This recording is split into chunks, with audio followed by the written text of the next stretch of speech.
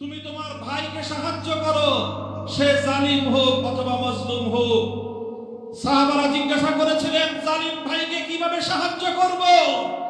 আল্লাহ নবী বলেছিলেন, জালিমের হাত ভেঙে গুঁড়িয়ে দাও, এটাই জালিমের সহযোগিতা। আমরা শহীদ প্রেসিডেন্ট জিয়াউর রহমান, বেগম খালেদা জিয়ার প্রতিষ্ঠিত বিএনপির 90 জালিম ভাইদেরকে লক্ষ্য করে স্পষ্ট বার্তা দিতে চাই, যদি জালিমের হাত, জুলুমের হাত গুটিয়ে নাও, আমরা ভেঙে গুঁড়িয়ে দেব ইনশাআল্লাহ। আমি আজকের বিএনপিকে বলতে চাই, অতীতের সন্ত্রাস নির্ভর রাজনীতির পথ থেকে তোমরা ফিরে আসো। আমরা অতীতে বাংলাদেশে দেখতে পেয়েছি কিছু জনবিচ্ছিন্ন বামপন্থী আর ইসলামপন্থী সংগঠনগুলো আদর্শের ভিত্তিতে, মেধা ভিত্তিক আদর্শিক রাজনীতি ছাত্র অঙ্গনকে শিক্ষা দিত। 2024-এর বিপ্লবের মধ্য দিয়ে বামপন্থী এবং ইসলামপন্থী ছাত্র সংগঠনগুলোর বাইরেও একটি নতুন শক্তির উত্থান ঘটেছে। যেই ছাত্র জনতা নাহিদ, আক্তার, নাসিরউদ্দিন পাটোয়ারি, সার্জিস, হাসনাত আব্দুল্লাহ, আসিফদের মতো মেধাবী ছাত্র উপহার দেয়, সেই 24-এর বিপ্লব পরবর্তী নতুন বাংলাদেশের ছাত্র দলের সন্ত্রাস নির্ভর রাজনীতি বাংলাদেশের শিক্ষাঙ্গনগুলোতে চলতে পারে না।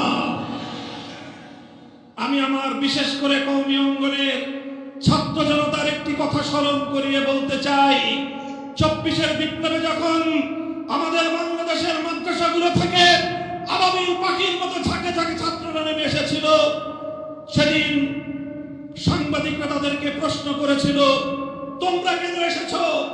তোমরা তো কোটাও চাও না, তোমাদের তো সরকারের চাকরিরও প্রয়োজন নেই, তবে তোমরা কেন রাজপথে নেমেছো?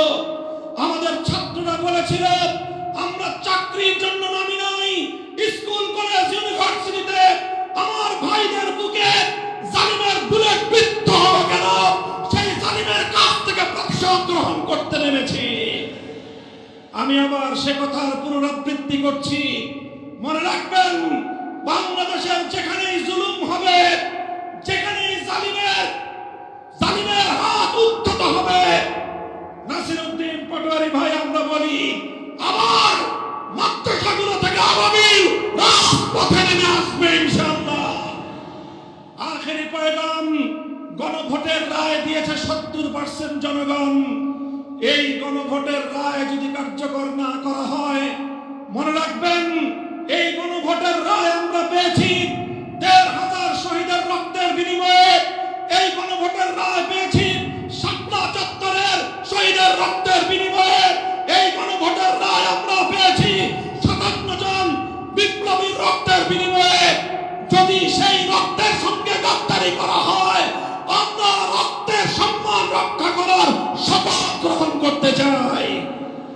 নাসরুম মিনাল্লাহি ওয়া ফাতহুন করিব ওয়া আখিরু দাওয়ানা আলহামদুলিল্লাহি রাব্বিল আলামিন।